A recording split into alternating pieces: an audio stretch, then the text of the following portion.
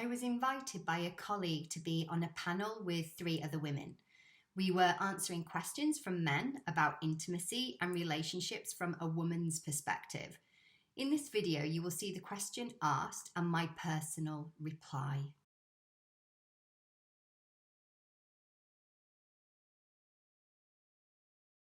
I see very, very often in relationship this mother and son dynamic where women go into a relationship, can be hyper critical of every little thing, and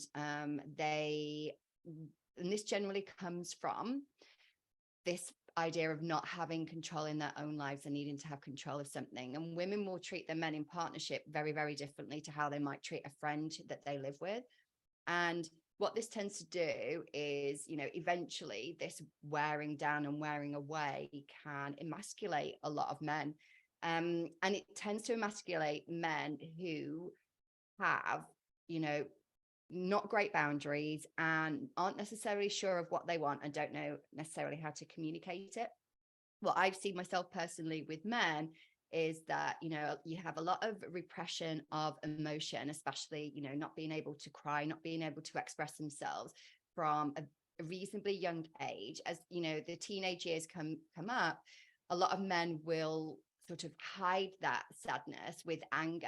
And depending on how they are encouraged or discouraged to explore that anger will then lead into a process of there being a split. And because that anger needs to go somewhere, and what can happen quite often is that men will go either towards like the manosphere, pickup artists, and heading down that route where they project that anger that they're feeling inside out onto women. Or what they might do next is they head in another direction and they project that anger inwards because they don't want to project it outwards. And that can come quite often with men who feel that they need to be nice because they totally respect women. They might very likely be feminists. They might see where women are disadvantaged. They might recognize their own privilege as men, and that tendency to people please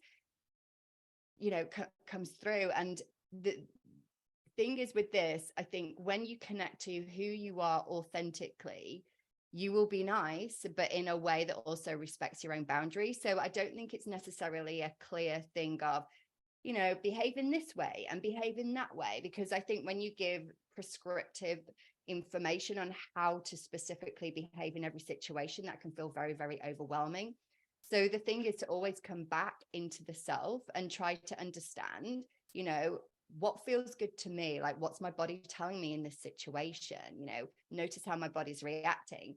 Do I know what I want? Am I communicating what I want? If my partner communicates to me what she wants, what am I making that mean about me?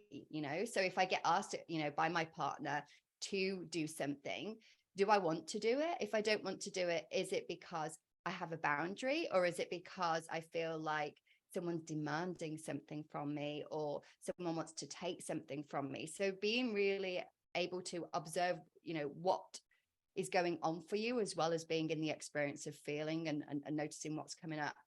So, so as a summary and roundup, rather than it being a prescriptive, do this, do that, do the other, tap into who you are authentically, because once you are able to access that part of yourself, you will automatically respond in the right way, being a nice person when you need to be, but also having boundaries when you need to have them too.